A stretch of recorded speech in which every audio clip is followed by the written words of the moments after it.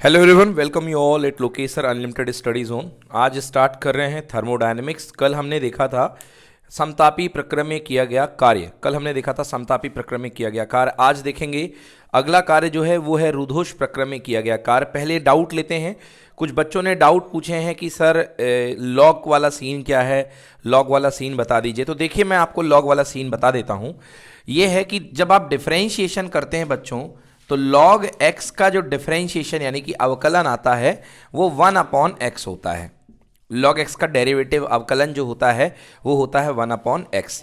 तो 1/x, अब यहां पर log में जब कोई बेस नहीं दिया होता है, log का एक बेस यानी आधार होता है जिस पर log डिफाइन होता है। समझ गए ना? अब कैसे डिफाइन होता है ये भी सुन लो। जैसे मैं कहूंगा कि log 2 बेस पर 32, ये क्या देता है? लॉग करता क्या है? लॉग ये बताता है कि 2 को तुम कितने से पावर करोगे कि आंसर 32 आएगा। 2 की घात कितनी लगाओगे कि 32 आएगा? 5। कितना आएगा? लॉग का काम है कि कितनी घात पर क्या आएगा। तो जो आधार होता है ना, आधार जो होता है ये कि घात कितना लगाओगे कि आंसर कितना आएगा? 32। तो ये जो है ये लॉग का उत्तर होता है। आंसर कितना आएगा? 5, क्योंकि 2 की घाते 5 कितना आएगा? 32, 32 आएगा। 2 का पावर 5 करेंगे तो कितना आएगा? 32। तो लॉग का काम ये है। तो लॉग में नेचुरली जब तक कोई बेस ना दिया हो उसका बेस क्या माना जाता है? ई। क्या माना जाता है? ई। तो जितनी भी समस्याएं आपके जीवन में सामने आएंगी फिजिक्स में, वो लॉग ई बेस पर हल होंगी। उनका बेस होगा ई, उनका आधार होगा ई। तो यहां पर लॉग का बेस ई ही होता है। लॉग का बेस ई हुआ करता है। समझ में आ गया? तो लॉग ई, जैसे कहीं पर लिखा है लॉग 10, लॉग 10 आपको बताया नहीं गया आधार कितना है, तो आधार कितना होगा? ई ही होगा। समझ गए ना? अंतरराष्ट्रीय किताबों में आप लॉग एन को ln 10 भी देखेंगे, क्योंकि वो कहते हैं लॉग ई का मतलब natural log, N for natural, L for log, मतलब जो प्राकृतिक लॉग होता है उसका बेस ई माना गया है। तो नेचुरल लॉग की वजह से यहां पर आपको ln 10 जो है वैल्यू इसकी कितनी मिलेगी आपको? ई बेस पे। इसको डायरेक्टली ln 10 लिखा जाता है। तो आप चाहें तो इसको ln x भी लिख सकते हैं। इसको आप क्या लिख सकते हैं? ln x। और ln x का डिफरेंशिएशन आप याद कीजिए 1/x। इस पे मत जाइए कहां से होता है, इसको आप याद कीजिए। ठीक है ना? चाहे मैथ्स वाले हो चाहे बायो वाले बच्चे हो, इसको आपको याद करना पड़ेगा कि ln x लॉग का डिफरेंशिएशन होता है 1/x। Any problem? आ गया समझ में? बहुत बढ़िया, चलो ठीक है भाई। तो एक समस्या थी। अब लॉग की कुछ मैं प्रॉपर्टी आपको बता देता हूं। लॉग की प्रॉपर्टी क्या है बेटा? फिजिक्स में, केमिस्ट्री में लॉग को हम लोग ई बेस पर ना सॉल्व करके हम लोग 10 बेस पे सॉल्व करते हैं। किस बेस पे? 10 बेस पे। जैसे मान लीजिए फिलहाल लिखा है लॉग ई बेस 4। अब हमको इसको 10 बेस पे लेके जाना है। तो log e बेस 4 को 10 बेस पे लेके जाने के लिए एक आपको कार्यक्रम करना पड़ेगा। यहां पे 2.303 का क्या करना पड़ेगा? मल्टीप्लाई, और ये बन जाएगा अपने आप log 10, और बेस कितना? बेस है 10 और पावर कितनी है? 4। आधार आपका 10 है और इसकी जो इंडेक्स लगेगी क्या लगेगी? 4 लगेगी। आ गया बस समझ में ना? तो बस इतना करना आपको, 2.303। ठीक है ना? तो कल जो हमारा डेरिवेशन आया था वो आया था आर टी लॉग ई, और बोलो ऊपर कितना आया था? आर टी लॉग, है ना? क्या था भैया? P1/P2 एंड V2/V1, ये था। याद आया? R T log. तो फिलहाल अगर कुछ नहीं लिखा है तो मतलब क्या है? बेस ई है। फिर मैंने कहा था इसको 10 बेस पे बदलो, तो ये बन गया था 2.303 आर टी, और ये किस में कन्वर्ट हो गया? log 10 V2/V1। ये था work done in isothermal process, समतापीय प्रक्रम में किया गया कार्य। ठीक है? आ गया समझ में? समतापीय प्रक्रम को आइसोथर्मल प्रोसेस कहते हैं। चलो छाप लो भैया इसको जल्दी से फटाफट, फिर आगे बढ़ते हैं।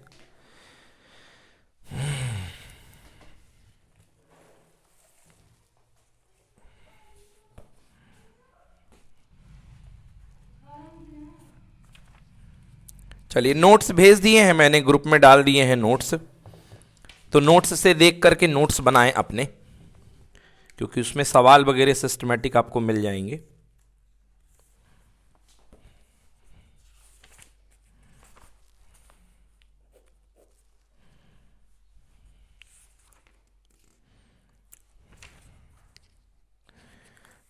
ठीक है, तो समतापीय प्रक्रम हो गया।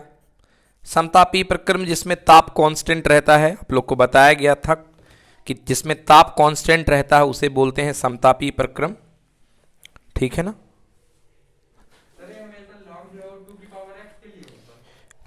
कहाँ भाई, कौन सा, किस, अरे क्या बात कर रहे हो, ये तो एग्जाम्पल दिया मैंने भाई कि 2 की पावर x बराबर 32। अब मैं बोलूंगा भाई 2 की पावर कुछ बराबर मान लो 16, तो x की वैल्यू क्या आएगी 4।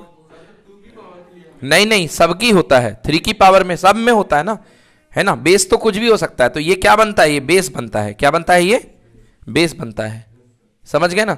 और ये इसके ऊपर बैठता है, ये आधार बनता है, और ये बनता है इंडेक्स। क्या बनता है, इंडेक्स। तो आप इसको क्या लिखते हैं, इसको लिखते हैं log 2 और इंडेक्स पे कितना 16। तो 2 को कितने पावर से फोल्ड करोगे कि 16 आएगा, 4। चलिए, मैथ वाले छा गए होंगे, अभी थोड़ा सा बायो वाले कंफ्यूज हो रहे होंगे। समझो, देखो वीडियो को बार बार, तब समझ में आएगा कि सर क्या बता रहे हैं। ठीक है ना। कोशिश मैंने पूरी करी है कि आपको समझ में आए, बट क्या होता है कि बच्चों का टच थोड़ा मैथ से अलग हो जाता है, तो प्रॉब्लम होती है। बट इतना मैथमेटिक्स आपको आना चाहिए। तो अगर आपको नहीं बन रहा है, इसका मतलब वो एक चैप्टर पहला ना, बेसिक मैथमेटिक्स, आधारभूत गणित, पहले ही स्टार्ट में होता है। बेसिक मैथमेटिकल टूल फिजिक्स में है भाई, पढ़ाया जाता है, मतलब ऐसे नॉर्मली सिलेबस में तो अलग से नहीं चैप्टर है, बट पढ़ाया जाता है बेसिक मैथमेटिक्स। आप यदि कोई भी रिफ्रेशर यूज़ करते हैं तो उसमें दिया होगा, एनसीईआरटी में नहीं है, मगर कोई अलग से प्राइवेट पब्लिकेशन की बुक लेते तो उसमें एक चैप्टर रहता है। हाँ, उसमें सारे फॉर्मूले वगैरह बेसिक करा दिए जाते हैं, जिससे स्पेशली वो चैप्टर बायो वालों के लिए रखा गया है कि उनको प्रॉब्लम ना हो। चलो भाई, ठीक है।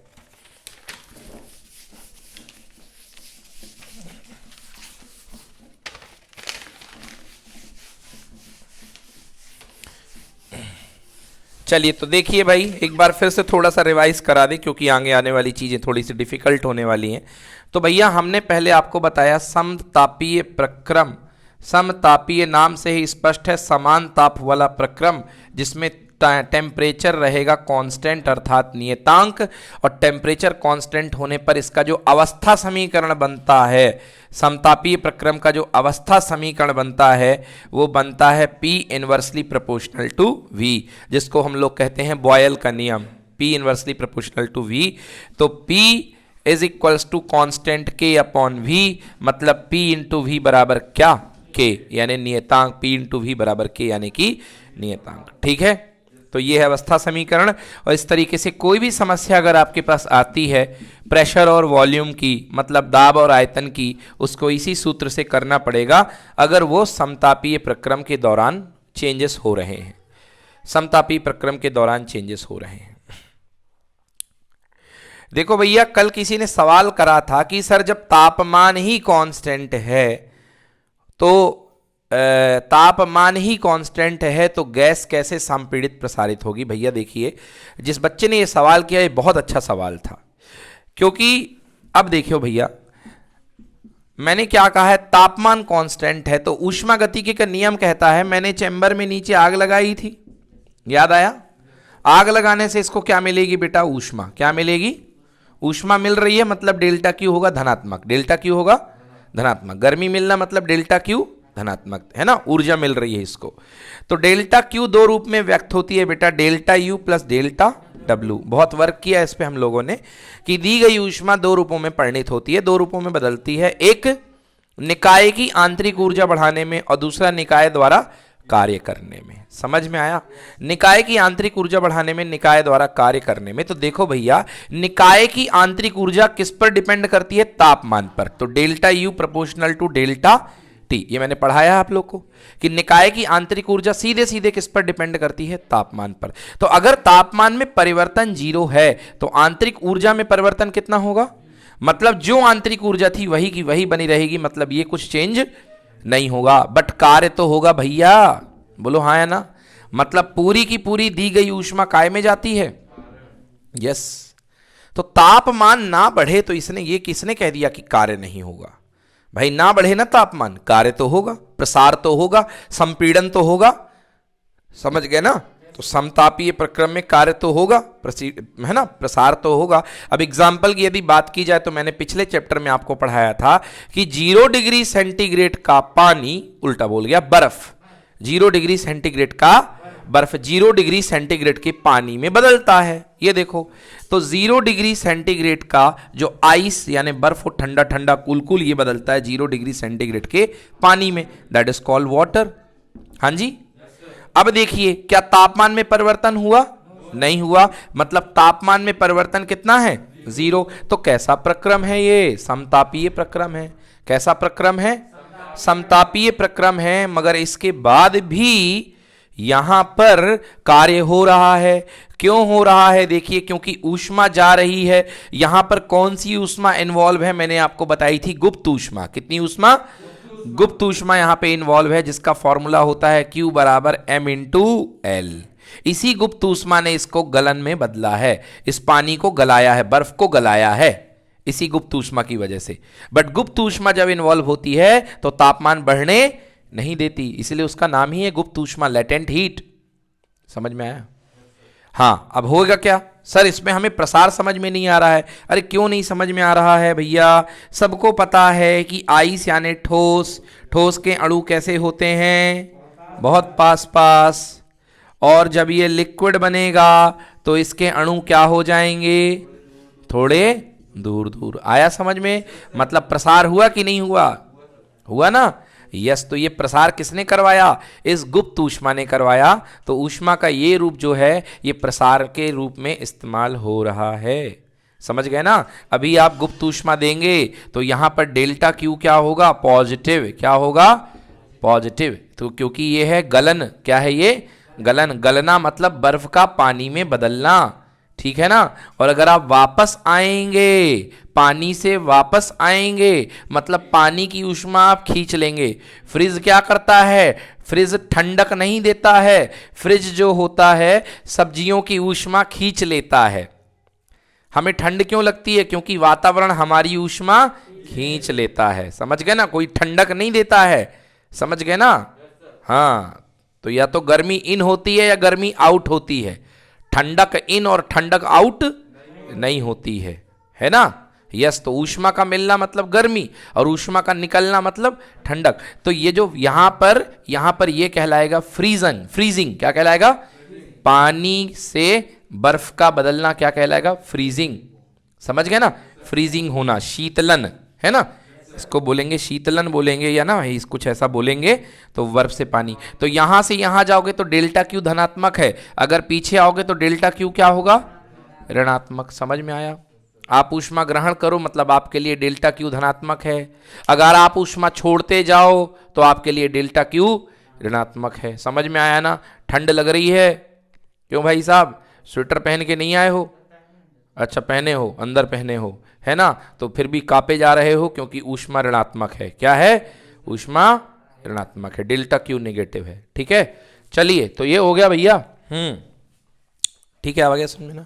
तो ये डाउट जिसने पूछा था बच्चे का, उस बच्चे का सवाल का डाउट था कि सर वर्क डन कैसे हो जाएगा, जब ताप नहीं बढ़ा है तो गैस प्रसारित कैसे हो जाएगी? अरे भैया, ताप बढ़ने से आंतरिक ऊष्मा बढ़ती है, प्रसार तो हो जाता है, प्रसार के लिए कोई टेंशन वाली बात नहीं है। ठीक है ना? वाटर से आइस जमाएंगे, यस, संपीड़न, क्योंकि अणु पास पास आएंगे ना, अणु जो होंगे पास पास आएंगे। ठीक है ना? तो एक तरीके का क्या है? संपीड़न है। ठीक है, चलिए। एग्जाम में ऐसा क्वेश्चन पूछ सकता है कि सर जैसे अभी आपने आइस और वाटर को बताया कि 0 डिग्री का आइस जो है हाँ 0 डिग्री के वाटर में बना हाँ हाँ हाँ, ऊपर लिख देगा अभिक्रिया, ठीक है। नीचे ऑप्शन दे दी कि कौन सा प्रक्रम है, ऐसे पूछ सकता ऑब्वियसली पूछ सकता है भाई कि 0 डिग्री आइस से लेकर के 0 डिग्री के बर्फ से लेकर के 0 डिग्री के पानी में बदलना कौन सा प्रक्रम है। अब बच्चा साफ दिख रहा है भैया, शून्य इधर भी शून्य इधर भी, मतलब क्या है? समतापीय है, समतापीय प्रक्रम है। और समतापीय के साथ ये प्रसार भी है, समतापीय प्रसार है। अगर शुद्ध भाषा में बोला जाए तो ये समतापीय प्रसार है, समतापीय प्रक्रम के साथ साथ समतापीय प्रसार है। ठीक है ना? अगर इसका पीवी ग्राफ बनाओगे तो इसका पीवी ग्राफ, दाब आयतन ग्राफ जो बनेगा वो इस तरीके का बनेगा। मैं बना के दिखा रहा हूं आपको, आप ही मुझे बताएंगे कि कैसा बनेगा। दो ग्राफ आपके सामने प्रस्तुत किए जा रहे हैं, मुझे बताइए कैसा ग्राफ बनेगा। ये बनेगा, ये बनेगा, यस, इसमें ये इधर और इसमें ये ऊपर, यस। चलिए बताइए कौन सा ग्राफ बनेगा बर्फ के पानी से बदलने का, बर्फ से पानी का बदलना, कौन सा ग्राफ बनेगा, पहला वाला कि दूसरा वाला? हाँ, बर्फ से पानी का बदलना, है ना, गलन गलन गलन, पहला वाला, पहला वाला। देखिए क्योंकि पहले बर्फ थी तो बर्फ में आयतन क्या था, कम था, आयतन क्या था, कम, V1 था, फिर आयतन क्या हो गया, बढ़ गया। प्रक्रम का फ्लो देखो, कम आयतन से ज्यादा आयतन, और ये उल्टा भाग रहा है, ज्यादा आयतन से कम आयतन। तो भैया ये है प्रसार, क्या है ये, प्रसार, और ये क्या है, संपीड़न, क्या है ये, संपीड़न है। प्रसार को इंग्लिश में बोलते हैं एक्सपेंशन और संपीड़न को इंग्लिश में बोलते हैं कॉन्ट्रैक्शन। समझ में आया? नोट कर लीजिए, फटाफट बना लीजिए, फिर अगले प्रक्रम की तरफ चलते हैं। समतापीय बहुत अच्छे से एक्सप्लेन कर दिया गया है, अगला प्रक्रम देखेंगे हम, समदाबीय।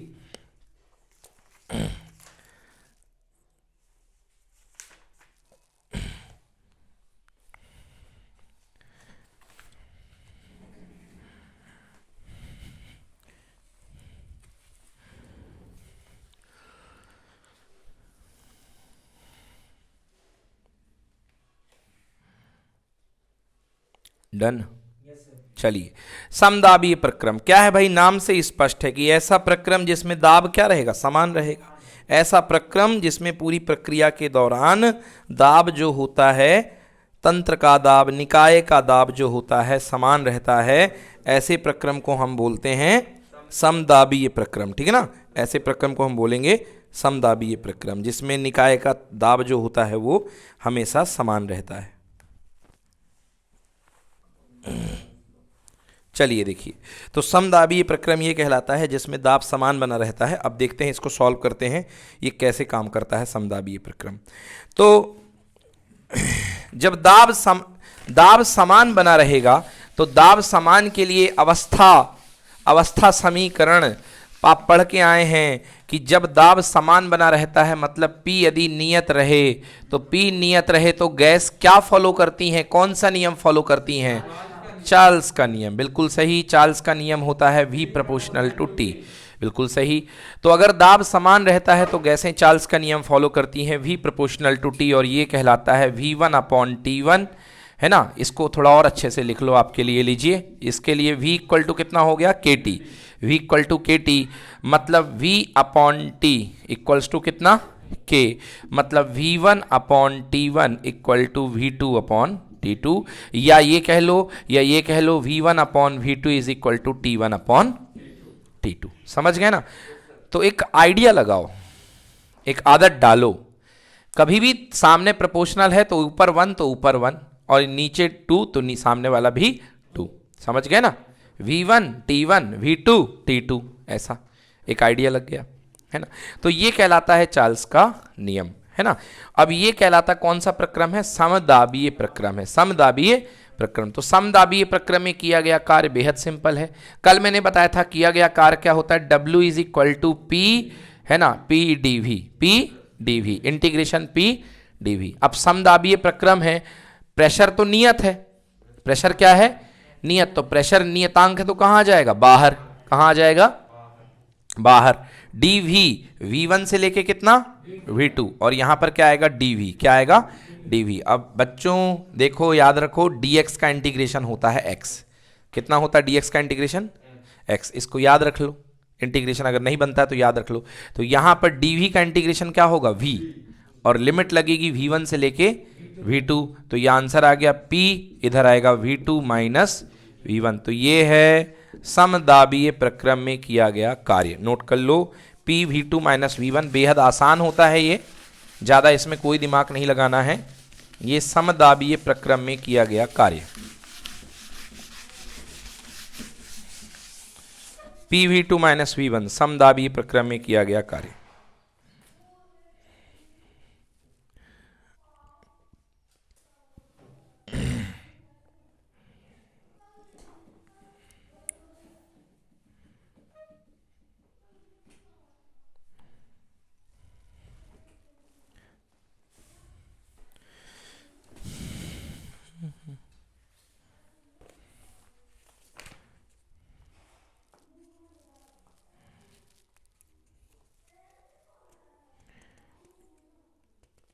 तो यदि अगर इसमें हम पहला समीकरण लगाएं ऊष्मागतिकी का प्रथम नियम, तो ऊष्मागतिकी के प्रथम नियम से ये रूल क्या बनेगा, समदाबीय में रूल बनेगा delta Q is equal to delta U plus delta W.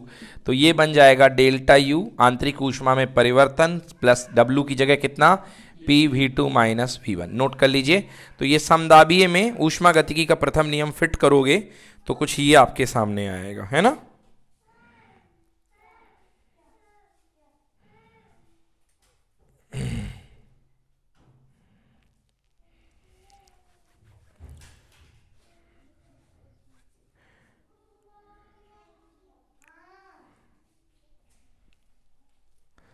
Done.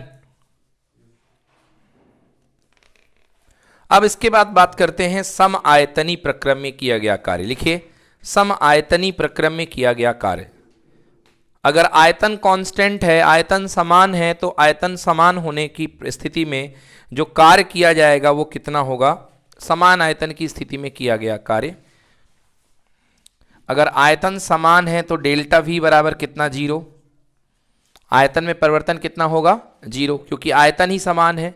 तो आयतन ही समान है तो डेल्टा V बराबर 0। और आपको पता है कि डेल्टा W किया गया कार्य कल मैंने कराया था कितना होता है, P डेल्टा V। याद है भैया, किया गया कार्य होता है P डेल्टा V। तो जब ये 0 हो जाएगा तो केवल कितना बचेगा, 0 हो गया, डेल्टा W कितना हो गया, क्योंकि डेल्टा V की वैल्यू 0 पुट कर दी आपने। तो चलिए पहला नियम क्या कहता है, मतलब सम आयतनी में कार्य होता ही नहीं है, सम आयतनी प्रक्रम में कार्य होता ही नहीं है। समझ में आया भैया, सम आयतनी प्रक्रम में किया गया कार्य होता ही नहीं है। इसका मतलब जो दी गई ऊष्मा है केवल क्या करेगी, delta U plus delta W है। तो डेल्टा W को 0 कर दो तो answer delta Q equals to delta U। Yes और नो। मतलब दी गई ऊष्मा केवल निकाय की क्या बढ़ाएगी, गतिज ऊर्जा, आंतरिक ऊर्जा, निकाय की आंतरिक ऊर्जा बढ़ाएगी। समझ में आया। और आंतरिक ऊर्जा क्या होती है आदर्श गैस के लिए, गतिज ऊर्जा तो होती है, क्योंकि गैसों में स्थितिज ऊर्जा क्या होती है, आदर्श गैस में 0। आदर्श गैस की स्थितिज ऊर्जा क्या होती है, 0। तो पूरी की पूरी कौन सी ऊर्जा बढ़ेगी, गतिज ऊर्जा ही बढ़ेगी। क्योंकि आपको याद होना चाहिए कि मैंने बताया था डेल्टा U मतलब किसी गैस की आंतरिक ऊर्जा बराबर उस गैस की स्थितिज ऊर्जा प्लस उस गैस की गतिज ऊर्जा, हाँ या ना, स्थितिज प्लस गतिज। किसी निकाय की कुल ऊर्जा बराबर स्थितिज प्लस गतिज। अब भैया अगर गैस आदर्श है तो आदर्श गैस के अणुओं के बीच में बिल्कुल भी आकर्षण नहीं होता है, और जहां आकर्षण नहीं है वहां बल नहीं है, और जहां बल नहीं है वहां स्थितिज ऊर्जा भी नहीं है। तो पूरा का पूरा पंगा कौन लेगा, गतिज ऊर्जा। तो आदर्श गैसों के लिए डेल्टा U बराबर क्या होता है, डेल्टा K। मतलब जो परिवर्तन आप करेंगे आंतरिक ऊर्जा में वो पूरा का पूरा गतिज ऊर्जा के रूप में आपके सामने आएगा। समझ में आया कि नहीं आया, ठीक है ना। थोड़ा डीप में चला गया हूं, है ना, तो थोड़ा पढ़ाई करनी पड़ेगी आप लोगों को इसके लिए। जो नए बच्चे जुड़े हैं हमारे साथ उनको थोड़ी सी पढ़ाई करनी पड़ेगी, ठीक है। तो ये हो गया। तो कुल मिला के हमने यहां तक बताना था आपको कि आंतरिक इसमें सम आयतनी प्रक्रिया में किया गया कार्य जो होता है 0 होता है, और जो नियम होता है डेल्टा Q बराबर डेल्टा U, डेल्टा Q बराबर डेल्टा U।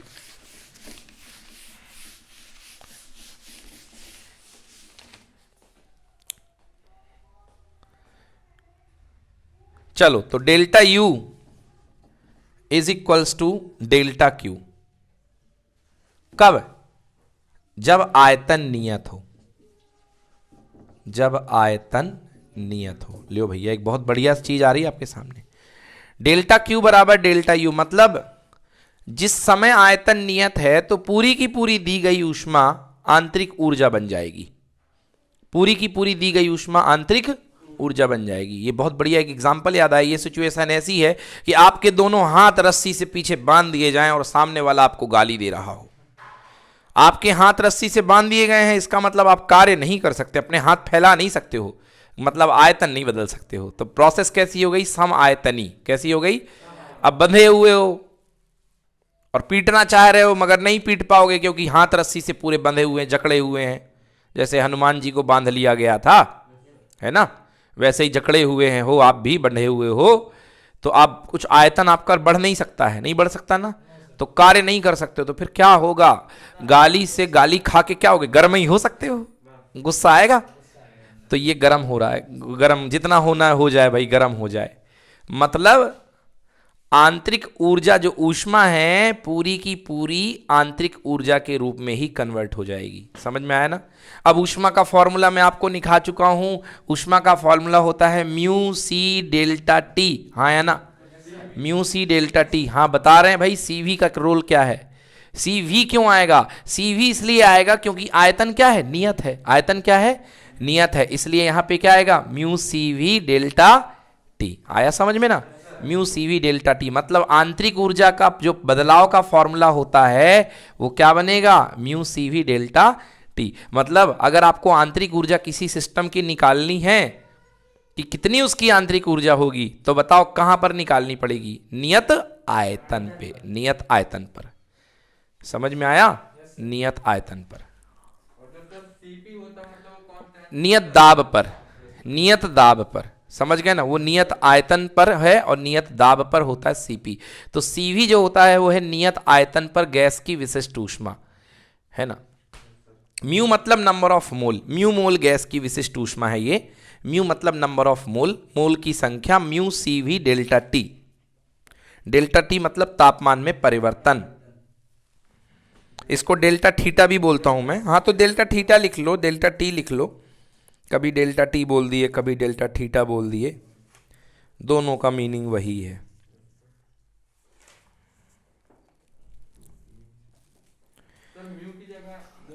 एन ले लो, एन ले लो, वही है N C V D T. N मोलों की संख्या को एन बोलते आ रहे हो, लो भाई ये ले लो। हाँ, नंबर ऑफ मोल, ठीक है। क्योंकि गैस का जो है द्रव्यमान नहीं चलता है, गैस का मोल चलता है, और जो सॉलिड वगैरह होते हैं उनका द्रव्यमान चलता है। तो अगर यही फॉर्मूला आप सॉलिड के केस में पढ़े थे तो आपको याद होगा, वहां पे मैंने कराया था एम एस डेल्टा टी, याद है। डेल्टा क्यू बराबर M S delta T. M मतलब उसका द्रव्यमान, एस मतलब उसकी विशिष्ट ऊष्मा, डेल्टा टी मतलब तापक्रम में परिवर्तन। समझ में आया, ये तापमान वाली ऊर्जा है जो गर्म होने पर दिखती है। और एक होती है विशिष्ट वाली, गुप्त वाली, है ना, Q equal to M L, वो फिक्स होती है, Q equal to M L. वो तापमान से मुक्त होती है, इसलिए डेल्टा टी नहीं आ रहा है, इसलिए यहाँ पे डेल्टा नहीं लगा पाऊंगा। यहाँ पे डेल्टा इधर लगा तो इधर भी डेल्टा लगेगा, क्योंकि जितना ज़्यादा तापक्रम में परिवर्तन आएगा उतनी ज़्यादा ऊष्मा का लेन देन होगा। मगर इसमें सीधे एल फिक्स है ये, ठीक है ना। तो बहुत सारी अंडरस्टैंडिंग लग रही है चैप्टर समझने के लिए, और जो बच्चे क्लास छोड़ देते हैं उनको इसीलिए कारण है कि ये चैप्टर समझ में नहीं आता है। इतना सारा लिंकेज है, इतना सारा पुराने वाले के साथ तारतम्य है इसका कि आप छोड़ोगे सब वॉश हो जाएगा। तो जो पुराना पढ़ना जरूरी होना चाहिए, एकदम से आपको ये वीडियो समझ में नहीं आएंगे। जी बिल्कुल, गुप्त ऊष्मा, एल है गुप्त ऊष्मा। गुप्त ऊष्मा परिवर्तन के दौरान, एल जो है यहां पर पदार्थ की गुप्त ऊष्मा है, एल को बोलते हैं पदार्थ की गुप्त ऊष्मा। समझ गए ना। 1 किलोग्राम के बदलने के लिए जितनी ऊष्मा की रिक्वायरमेंट पड़ती है, अब 1 किलोग्राम बर्फ आप पिघला रहे हो तो एल की जरूरत पड़ेगी। तो अब अगर आपके पास एम किलोग्राम है तो ज्यादा लगेगी ना, बोलो हाँ या ना। तो ये एम किलोग्राम के लिए लगने वाली कुल ऊष्मा है, मगर कौन सी अवस्था परिवर्तन के दौरान। एल है 1 किलोग्राम के लिए, ठीक है भैया। हाँ,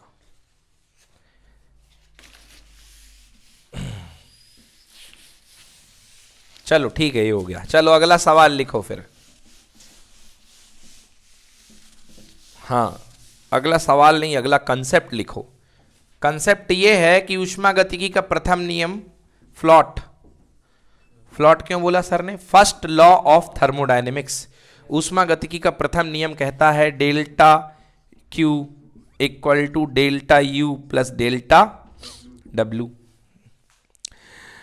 अगर आप केवल कांस्टेंट प्रेशर, नियत आयतन की बात कर रहे हैं, नियत आयतन की बात कर रहे हैं, तो नियत आयतन में आपको पता है डेल्टा डब्ल्यू कितना हो जाता है, 0, क्योंकि आयतन नहीं बदलेगा तो प्रसार नहीं होगा। बेटा गेट लगा दो फिर उसको बाहर करके। देखो फ्लैश आने लग गए हैं, चलो भाई बाहर जाओ, उसको किनारे कर दो साइड में। चलो भैया देखो, हाँ तो मैं बता नियत आयतन के लिए डेल्टा डब्ल्यू बराबर 0, तो उस समय आपकी जो कुल ऊष्मा होगी वो किसके रूप में जाएगी? डेल्टा यू के रूप में जाएगी, हाँ या ना? ठीक है ना, डेल्टा यू के रूप में जाएगी। तो मतलब इस समय कह सकते हो डेल्टा क्यू बराबर delta U equal to mu C V delta T. अब नियत आयतन की दुनिया से बाहर आ जाओ, अब नियत आयतन की दुनिया से बाहर आ जाओ भैया। नियत आयतन की दुनिया से बाहर दो ही दुनिया है, या तो नियत ताप या तो नियत, हाँ तो नियत ताप पर मैं दिखा चुका हूं कि नियत ताप पर केवल कार्य होता है, डेल्टा यू क्या हो जाता है? 0। तो अगर नियत ताप की बात करो, अगर नियत ताप की बात कर ली जाए तो डेल्टा क्यू बराबर डेल्टा डब्ल्यू कितना? डेल्टा यू कितना और प्लस कितना? डेल्टा डब्ल्यू, हाँ है ना?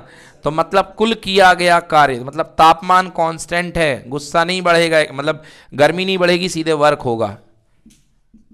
यस और नो? बताया था ना WWF वाली लड़ाई, देखते ही स्वागत कर दिया, ठीक है ना? आगे नेक्स्ट अगला है नियत दाब। ये पढ़ाना था मुझे एक्चुअली, इसके लिए सारी भूमिका चल रही थी। नियत दाब equal to delta Q equal to delta U plus delta W. बोलो भाई, हाँ या ना? अब नियत दाब है तो नियत दाब पर आंतरिक ऊष्मा में परिवर्तन भी होगा और वर्क भी होगा, और वर्क भी होगा, ठीक है ना? आंतरिक ऊष्मा में परिवर्तन क्या होता है? Mu C V D T होता है कि नहीं होता? इसकी वैल्यू यही है कि नहीं है? प्लस क्या? Delta W. हाँ तो क्या दिक्कत है भाई? अच्छा देखिए यहां पर नियत दाब है तो आंतरिक ऊष्मा में परिवर्तन, उसकी वैल्यू तो फिक्स है ना, वो तो इतना ही हो सकता है ना, वो इससे ज्यादा। भाई देखो ऊष्मा जो है, पूरी की पूरी ऊष्मा जो है, डेल्टा यू मतलब आंतरिक ऊर्जा में परिवर्तन, बोलो हाँ या ना? आंतरिक ऊर्जा में परिवर्तन मतलब ताप बढ़ाने वाली ऊष्मा, बोलो। आंतरिक ऊर्जा में परिवर्तन मतलब ताप बढ़ाने वाली ऊष्मा। दिमाग चलने लग गया, इसलिए खतरनाक क्वेश्चन पूछने लग गए। अच्छा क्वेश्चन पूछे उद्यम, है ना? आंतरिक ऊर्जा में परिवर्तन मतलब ताप बढ़ाने वाली ऊष्मा, बोलो हाँ या ना? ताप बढ़ाने वाली ऊष्मा मतलब डेल्टा टी में परिवर्तन होगा कि नहीं होगा? डेल्टा टी में परिवर्तन, ताप बढ़ेगा, जब तक ताप बढ़ेगा तब तक प्रसार नहीं हो सकता, बोलो भैया। अरे ताप बढ़ेगा तो प्रसार कहां से होगा भाई? क्योंकि प्रसार होना मतलब अवस्था परिवर्तन, हाँ या ना? बोलो, अवस्था परिवर्तन मतलब जितना ताप बढ़ने का रोल है वो कांस्टेंट वॉल्यूम पे ही होना होगा, क्योंकि अगर वॉल्यूम नहीं कांस्टेंट हुआ तो फिर ताप बढ़ना बंद हो जाएगा। आई बात समझ में? तो पूरा का पूरा डेल्टा यू का रोल कौन खेलेगा? Mu C V D T, हाँ या ना? इसीलिए मैंने इसको डेवलप करवाया कि ये mu C V D T होता है, समझ गए? हाँ अब देखिए mu C V D T plus delta W equal to, यहां पर आपने हीट दी है, हीट दी है। अब ये टोटल हीट जो कहलाएगी वो है mu C P D T. ये देखिए mu C P D T, आया समझ में? कुल ऊष्मा जो आपने दी है वो क्या है? नियत दाब पर कुल ऊष्मा ये दी है आपने, तो ये बट गई दो पार्ट में, एक उसको हीट अप करेगी गैस को, और फिर उसके बाद जो बचेगी वो क्या होगी? Delta W. यस और नो? क्लियर हुआ कि नहीं हुआ? नोट करिए भैया, कहो क्या डाउट आ रहा है इसमें, पूछो। ठीक है ना? इसको पकड़ने में मुझे भी बहुत वक्त लग गया था, पहली बार पल्ले नहीं पड़ रहा था ये भी कि डेल्टा यू बराबर mu C V D T यहां पे क्यों यूज, यहां पे म्यू सी पी होना चाहिए। अरे भैया डेल्टा यू मतलब गैस को गर्म करने के लिए दी गई ऊष्मा, गैस की आंतरिक ऊर्जा को बढ़ाने में दी गई ऊष्मा, और गैस की जब तक आंतरिक ऊष्मा बढ़ेगी तब तक तापमान बढ़ेगा, और जब तक तापमान बढ़ता है तब तक अवस्था परिवर्तन नहीं होता है। और अवस्था परिवर्तन कब होता है? जब वॉल्यूम बदलता है, जब वर्क डन होता है। अवस्था परिवर्तन मतलब प्रसार होना या संपीड़ित होना, दो ही चीज तो हैं। तो प्रसार या संपीड़ित में आयतन बदलेगा, समझ गए ना? तो इस तरीके से जो पूरी की पूरी आंतरिक ऊष्मा है वो क्या होगी, mu C V D T. ठीक है ना? नोट करिए, कंसेप्ट लंबा है थोड़ा, मन में पिक्चर बनाइए और समझिए इसको। अब यहां से अंदाजा लगा सकते हो कि सीपी ज्यादा है कि सीवी ज्यादा है। बिल्कुल सही, क्योंकि इसका भंडारा हो रहा है इन दो पार्ट में, हाँ या ना? तो इसलिए मतलब सीपी बहुत ज्यादा होगा। मतलब नियत दाब पर गैसों की जो विशिष्ट ऊष्मा होती है वो नियत आयतन पर विशिष्ट ऊष्मा से ज्यादा होती है। नियत दाब पर गैस की विशिष्ट ऊष्मा नियत आयतन से ज्यादा होती है। चिंता की बात नहीं, अगर मेरी ये लाइन समझ में नहीं आई, आपको लॉजिक नहीं पकड़ पाए हो, तो आगे बढ़ते हैं। चलिए, ये हो गया, ये हो गया बेटा, इसको यहां रख दो। तो ये बन जाएगा mu C P delta T minus mu C V delta T equal to delta W. Mu C P delta T minus mu C V delta T equal to delta W बनेगा कि नहीं बनेगा? अब डेल्टा, चलो इसको लिख लो यहां, क्या आया भैया, delta W is equal to mu, mu common आ रहा है, म्यू मतलब नंबर ऑफ मोल, म्यू मतलब नंबर ऑफ मोल, और डेल्टा टी भी कॉमन आ रहा है, डेल्टा टी भी कॉमन ले लिया, ब्रैकेट में कितना बच गया, CP minus CV. Okay, CP minus CV, इसको दे दो नंबर 1, जेब में डाल के रखो, इसको काम में आने वाला है ये। नंबर 1 दे दिया। अब आइए देखते हैं आदर्श गैस समीकरण, किसकी बात करते हैं, आदर्श गैस समीकरण की। सब लोग जानते हैं 1 मोल के लिए आदर्श गैस समीकरण होता है पीवी बराबर आर टी, पीवी बराबर आर टी। और अगर म्यू मोल की बात की जाए, म्यू मोल गैस के लिए या एन मोल गैस के लिए, तो अब एन बीच में करोगे तो यहां भी एन करो, इसलिए मैं कह रहा हूं म्यू चलने दो। कितने मोल, म्यू मोल। तो म्यू मोल गैस के लिए क्या होगा, PV equal to mu R T. बोलो चलेगा नहीं चलेगा? म्यू मोल के लिए कितना, PV equal to mu R T. अब भूल गए हो तो PV equal to N R T होता तो है यार, है ना? PV equal to N R T हुआ करता, तो वैसे ही PV equal to mu R T. Clear? चलिए, तो ये हो गया अपने पास PV equal to mu R T. अब देखो हमें क्या चाहिए, डेल्टा डब्ल्यू। क्या चाहिए हमें? सब लोग जानते हैं कि delta W is equal to होता है पी डेल वी, होता है कि नहीं होता? Delta W is equal to कितना होता है, पी डेल वी। यस और नो? तो एक काम करो, ये जो इक्वेशन है इसका डेल्टा ले लो। क्या ले लो इसका? डेल्टा। अप्लाई करो डेल्टा, तो डेल्टा इधर पे कितना आएगा, PV equal to delta mu R T. समझ गए? क्या करना है अपन को, अपनों को निकालना है वर्क। क्या निकालना है, वर्क। किसकी इक्वेशन से, पीवी इक्वल टू एनआरटी से, PV equal to mu RT से। तो वर्क निकालना है, delta PV is equal to mu RT. तो मुझे ये बताओ कि ये प्रक्रम कैसा चल रहा है अभी तक, कौन सा प्रक्रम है, नियत दाब। नियत दाब वाली कहानी चल रही ना। नियत दाब मतलब पी क्या है, कांस्टेंट। तो मतलब प्रेशर पे कोई बदलाव नहीं होगा, प्रेशर पे कोई बदलाव नहीं होगा। पूरा का पूरा बदलाव किस पे होगा, आयतन पे। तो डेल्टा कौन झेलेगा, आयतन। डेल्टा कौन झेलेगा, आयतन। तो पी डेल वी बराबर, अब यहां कौन कौन कांस्टेंट है, म्यू कांस्टेंट है कि नहीं है, आर कांस्टेंट है कि नहीं है, मगर डेल्टा क्या है, टी। आया समझ में? मतलब जो पी डेल वी है उसकी वैल्यू कितनी आ गई, म्यू आर डेल्टा टी। हाँ या ना? और पी डेल वी काय के इक्वल होता है, वर्क डन के। किसके इक्वल होता है, वर्क डन के। और ध्यान से देखो वर्क डन ये बैठा हुआ है, बैठा है। तो अब समीकरण 1 से W की वैल्यू पी डेल वी थी और पी डेल वी की वैल्यू आई है म्यू आर डेल्टा टी। हाँ या ना? तो यहां पे जहां डेल्टा W है वहां पे मैं लिख सकता हूं mu R delta T equal to mu delta T C P minus C V. Mu से म्यू कैंसिल, डेल्टा से डेल्टा टी कैंसिल। आंसर आ गया R equal to C P minus, पलट करके लिखो अच्छा लिखेगा, C P minus C V equal to R. ये कहलाता है मेयर्स फॉर्मूला। क्या कहलाता है, मेयर्स फॉर्मूला। यह सीपी एवं सीवी में संबंध बेहद बहुत तगड़ा है, बहुत अच्छा आता है एग्जाम में, नोट कर लो इसको। सिद्ध कीजिए CP minus CV equal to are.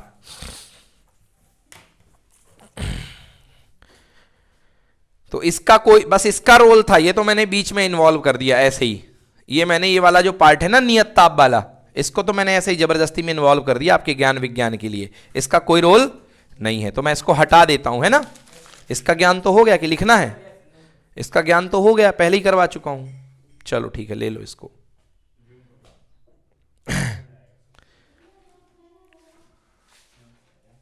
ठीक है, डन। चलिए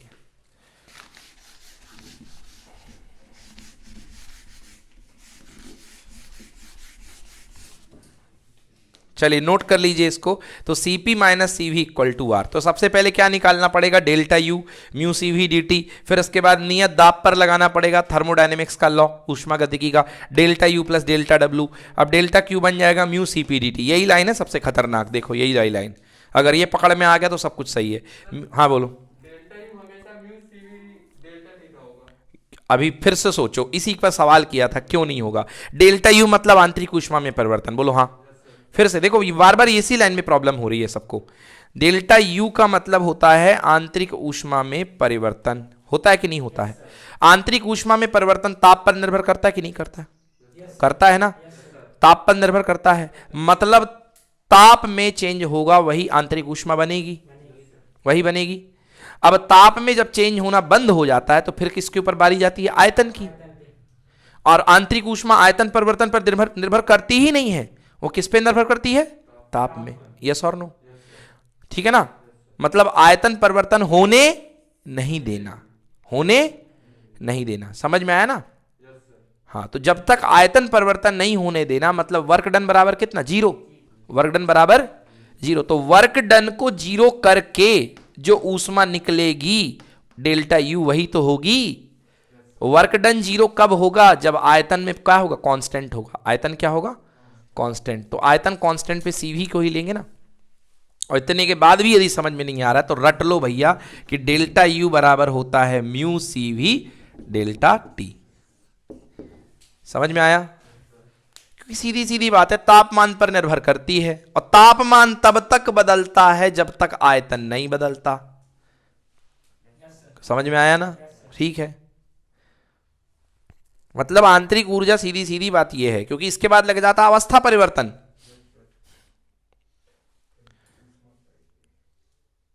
ठीक है ना। जैसे समझो आपको किसी ने खूब गाली दी, आप खड़े हुए हो, तो आपकी आंतरिक ऊष्मा कब तक बढ़ी, जब तक आपने उसको मारा नहीं, मतलब जब तक आपने वर्क नहीं करा, हाँ या ना। तो आपकी आंतरिक ऊर्जा कौन सी वाली है, आंतरिक ऊष्मा कौन सी वाली है, नियत आयतन वाली है कि नहीं है। क्योंकि आपने यदि हाथ चला दिया तो वो तो वर्क डन में चला गया, और अगर हाथ चला दिया तो फिर नियत आयतन कैसा, आयतन थोड़ा ना फिक्स था। आप जब तक बंधे हुए थे तब तक क्या था, नियत आयतन। हाथ चला दिया तो फिर नियत आयतन नहीं है, फिर वो नियत दाब का सीन है। समझ में आया। तो उसमें क्या बनेगा, डेल्टा क्यू बराबर delta U plus delta W. आया समझ में। तो डेल्टा क्यू मतलब टोटल ऊष्मा, डेल्टा यू मतलब वही ब्लड प्रेशर बढ़ाने वाली mu CV DT, plus delta W P del V. ठीक है।